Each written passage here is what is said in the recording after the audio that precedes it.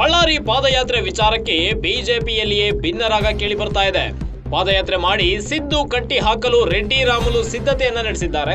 ಆದರೆ ರೆಡ್ಡಿ ರಾಮುಲು ತಂತ್ರಕ್ಕೆ ಬಿಜೆಪಿ ನಾಯಕರಲ್ಲೇ ಅಪಸ್ವರ ಕೇಳಿ ಬಂದಿದೆ. ಬಳ್ಳಾರಿ ಗಲಾಟೆ ಪಾದಯಾತ್ರೆ ಮಾಡುವಂತಹ ವಿಚಾರವೇನಲ್ಲ. ಸಿದ್ದರಾಮಯ್ಯರನ್ನ ಈ ವಿಚಾರದಲ್ಲಿ ಟಚ್ ಮಾಡಲು ಸಾಧ್ಯವಿಲ್ಲ.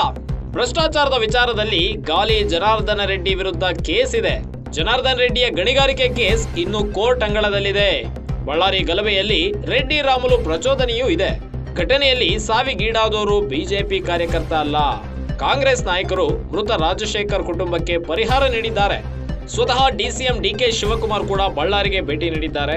ಈ ಹಿನ್ನೆಲೆ ಪಾದಯಾತ್ರೆ ಲಾಭ ಬಿಜೆಪಿಗೆ ಅಷ್ಟು ತಟ್ಟೋದಿಲ್ಲ. ರೆಡ್ಡಿ ರಾಮುಲು ಉತ್ಸಾಹಕ್ಕೆ ಬ್ರೇಕ್ ಹಾಕಿದ್ದಾರೆ ಬಿಜೆಪಿ ನಾಯಕರು.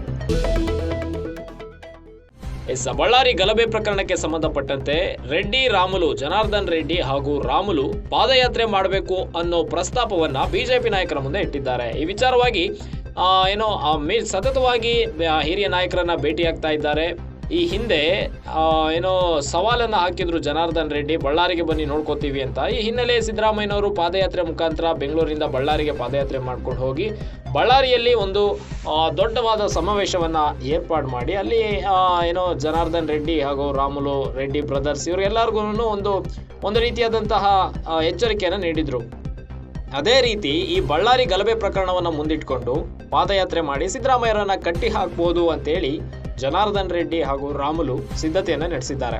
ಈ ಹಿನ್ನೆಲೆ ಹಲವಾರು ಬಿಜೆಪಿ ನಾಯಕರನ್ನ ಭೇಟಿ ಮಾಡಿ ಮಾತುಕತೆಯನ್ನ ನಡೆಸಿದ್ದಾರೆ. ಆದ್ರೆ ಬಿಜೆಪಿ ನಾಯಕರಲ್ಲೇ ಈ ಒಂದು ಪಾದಯಾತ್ರೆ ಬಗ್ಗೆ ಅಪಸ್ವರ ಕೇಳಿ ಬಂದಿದೆ. ಬಳ್ಳಾರಿ ಗಲಾಟೆ ಪಾದಯಾತ್ರೆ ಮಾಡುವಂತಹ ವಿಚಾರವೇನಲ್ಲ. ಸಿದ್ದರಾಮಯ್ಯರನ್ನ ಈ ವಿಚಾರದಲ್ಲಿ ಟಚ್ ಮಾಡೋದಕ್ಕೆ ಸಾಧ್ಯ ಇಲ್ಲ. ಯಾಕಂದ್ರೆ ಅಂತ ಮೇಜರ್ ಕಂಟೆಂಟ್ ಏನಿಲ್ಲ. ಇದರ ಲಾಭ ಅಷ್ಟೊಂದಾಗಿ ಬಿಜೆಪಿಗೆ ಏನಾಗಲ್ಲ. ಯಾಕಂದ್ರೆ ಸಿದ್ದರಾಮಯ್ಯನವ್ರನ್ನ ಕಟ್ಟಿ ಹಾಕೋದಕ್ಕೆ ಯಾವುದೇ ರೀತಿಯಾದಂತಹ ಭ್ರಷ್ಟಾಚಾರ ಆರೋಪ ಕೇಳಿ ಬಂದಿಲ್ಲ ಇದುವರೆಗೂ. ಅಕಸ್ಮಾತ್ ಭ್ರಷ್ಟಾಚಾರದ ವಿರುದ್ಧ ನಾವು ಮಾತಾಡ್ತೀವಿ ಅಂದ್ರೆ ಹಂಗ್ ನೋಡೋದಾದ್ರೆ ಜನಾರ್ದನ್ ರೆಡ್ಡಿ ವಿರುದ್ಧನೇ ಕೇಸ್ ಇದೆ. ಜನಾರ್ದನ್ ರೆಡ್ಡಿ ಗಣಿಗಾರಿಕೆ ಕೇಸಿನ ಕೋರ್ಟ್ ಅಂಗಳದಲ್ಲಿದೆ. ಬಳ್ಳಾರಿ ಗಲಭೆಯಲ್ಲಿ ರೆಡ್ಡಿ ರಾಮುಲು ಪ್ರಚೋದನೆಯೂ ಇದೆ. ಘಟನೆಯಲ್ಲಿ ಸಾವಿಗೀಡೋದವರು ಕಾಂಗ್ರೆಸ್ ಕಾರ್ಯಕರ್ತ, ಬಿಜೆಪಿ ಕಾರ್ಯಕರ್ತ ಅಲ್ಲ.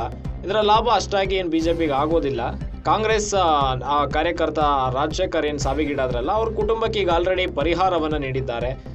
ಜಿಲ್ಲಾ ಉಸ್ತುವಾರಿ ಸಚಿವ, ಬಳ್ಳಾರಿ ಜಿಲ್ಲೆ ಇನ್ಚಾರ್ಜ್ ಮಿನಿಸ್ಟರ್ ಜಮೀರ್ ಹೋಗಿ 25 ಲಕ್ಷ ಪರಿಹಾರವನ್ನು ನೀಡಿದ್ದಾರೆ. ಜೊತೆಗೆ ಡಿಸಿಎಂ ಡಿಕೆ ಶಿವಕುಮಾರ್ ಕೂಡ ಕುಟುಂಬಕ್ಕೆ ಸಾಂತ್ವನ ಹೇಳುವಂತ ಕೆಲಸ ಮಾಡಿದ್ದಾರೆ.